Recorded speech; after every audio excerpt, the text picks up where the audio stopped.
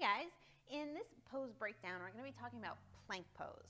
Now this is a really awesome pose just in general to strengthen the whole body, and it's a very common pose in a lot of different yoga classes. I don't think I've ever been to a vinyasa yoga practice where plank pose wasn't involved in some way. So we're going to start in table pose. So come to hands and knees. Now for the moment, the knees are underneath the hips and you can press down through the tops of the feet or curl your toes under. We're not going to focus too much on the legs quite yet. Bring your attention up to your arms. Now your hands should be shoulder distance apart. Start with the wrists underneath the shoulders. Spread the fingers wide and press the floor away with the whole hand. So really root down through the fingertips, the knuckles of the fingers, the tops of the palms, the sides of the palms, and then kind of feel like the center of the palm is just lifting up a little bit like a suction cup. Now this is a good place to start, but some variations you can play with is not spreading the fingers so wide. You may find that for your hand that just does not work.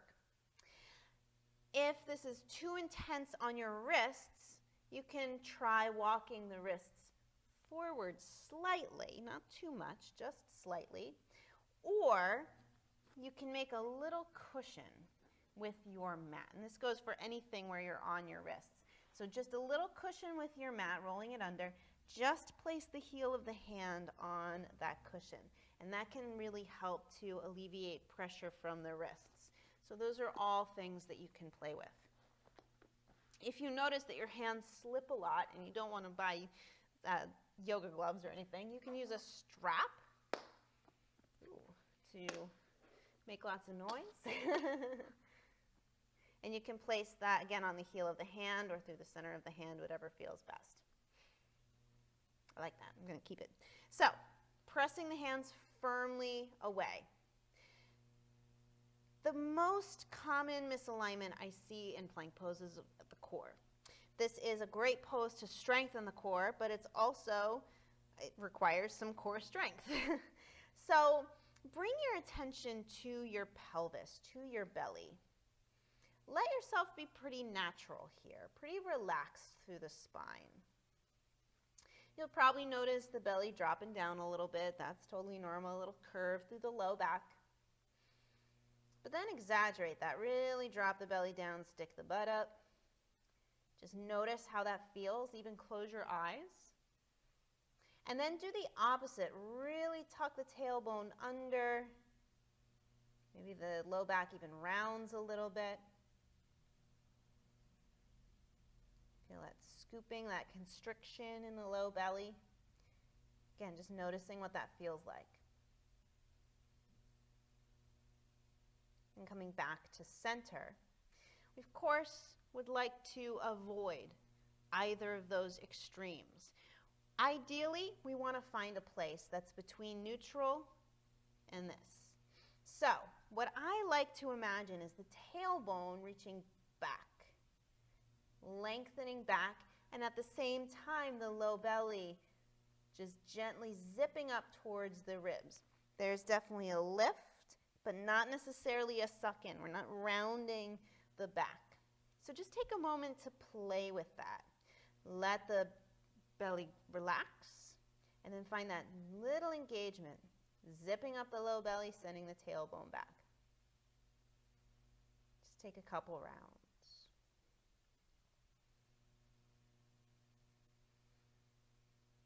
And then the next time you engage, pause there. Now you may notice that the breath feels different because often with yoga we breathe out and in, maybe practice deep belly breathing or really letting the belly fill with breath, and it's a great breath, it's a beautiful breath. But if we want these muscles to stay engaged, we may not have as much space to breathe out. So instead, this goes for plank or any other poses that require that engagement through your core, I like to think of the breath moving more like a syringe up and down rather than a balloon out and in, if that makes any sense. So keeping that lift through your core, and you can, if you want, sit back for this, just to play with it and take a little break from your wrists. Inhale, feel the inhale lift up. See if you can feel from the center of your body, the center of the base of the body, lifting up. And that's going to also help to engage your core muscles, your really deep core muscles that are really good to strengthen. Lift up from there. See if you can maintain that lift as you exhale and kind of ground back down. Maybe lengthen the low back a little more. Inhale to lift. And exhale, grounding down. And you may like that imagery of a syringe moving up and down. So come back into your table pose if you left, and just take a moment to play with that. That inhale to zip, to lift, and the exhale, not letting go of that engagement, but just rooting back down. Now this is a great place to start. You can even just skip the plank pose entirely and just play with this engagement to get that core strength up. At the same time, we want to feel the front of the ribs drawing in just a little bit. So again, we're not rounding the back here. It's just a little bit of a lift. And see if you can feel just that little bit of a lift will help to support the core engagement. Let's think of all of these muscles around the side, just coming in and giving a little hug. The chest is lifted, heart moving away from the floor, back of the heart lifting up slightly. Shoulders are nice and broad. Relax your shoulders down and move them away from each other. Again, another thing I often see in plank is this. Now that hurts my neck and my shoulders, and when I see it, it hurts my neck and my shoulders because it just seems so much pressure is added to the shoulders. So keep your head lifted. Ideally, we want one long line from the crown of the head out through the tailbone and then eventually out through the feet when we move into full plank pose. So keep that front of the ribs drawing in, the core lifting up, the tailbone moving back, and the head lifted, but the gaze is forward. We don't need to squunch the neck.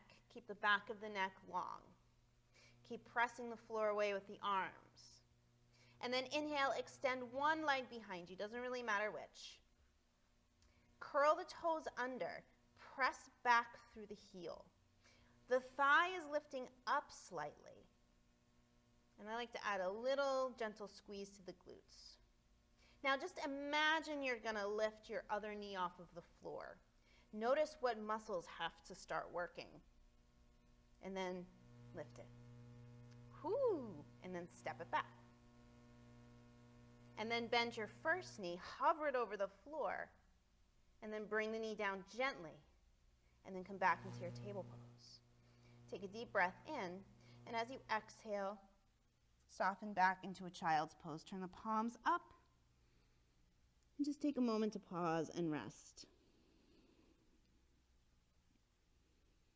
And give the wrists a little circle. We'll do a little wrist stretch after this as well. So take a few more breaths in your child's pose. So that was a very quick experience of full plank. We're going to come back into it and also play with a half plank. On your next inhale, come back up to your table pose. Set yourself up for your plank pose. Hands underneath the shoulders. Front of the ribs lifting up, low belly zipping up, tailbone reaching back. Feeling that strength, that stability through the whole torso. Pressing the floor away evenly with the arms. Shoulders relaxed away from the ears, moving away from each other. Back of the neck is long, head is lifted, gaze is forward. I like to look at the front edge of my mat. Inhale, step back with one leg, toes curled under. Press back through the heel, lift up through the thigh, and then inhale, step back with the other leg. Full plank pose. Heels press back, low belly zipping up. A little squeeze on the glutes if you like. Press up through the back of the heart. And breathe. That's also very important. Beautiful. Now inhale, as you exhale, maintain all of that engagement and lower the knees. Keep the strength. Bringing the knees down into this half plank often, I think, feels like a chance to relax or a chance to relax. This is what often happens. Either the hips move way back into more of a table pose, or they sink down into a sort of cobra pose. So it's very important on that lowering down of the knees that you maintain that lift through your core. So that doesn't happen. Uncurl your toes. Take a deep breath. Feel all the goodness that's happening. And then curl your toes under and press off of the knees. Do that one more time. Inhale. Exhale, lower onto the knees. Keep the hips where they are. Curl the toes under. Press it back. One more breath. And then lower the knees down. Uncurl the toes. Shift the hips back. Spin the palms up. Nice. Take a couple more breaths here. In your child's pose, you can stay there in your child's pose and just notice how you feel.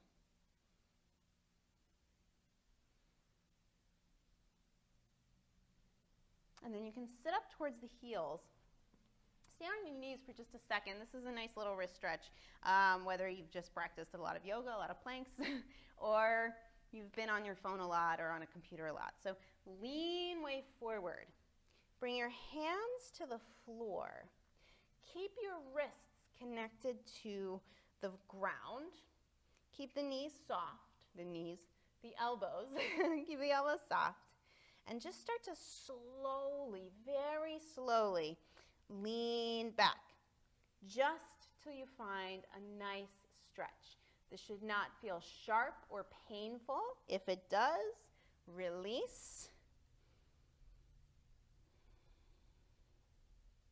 Again, you want to move very slowly. Lots of delicate and often irritated muscles and tendons through the wrists. So we want to be very sweet and very loving with them. When you're ready, lean forward till you don't feel a stretch anymore. Release the hands. Shake it out. You can also do this kind of thing. So I hope that that little breakdown of plank pose was helpful. Hopefully I was also well aligned.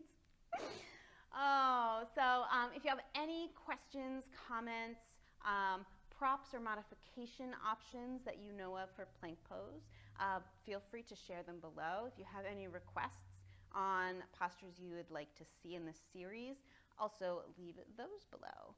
And I will see you in the next one.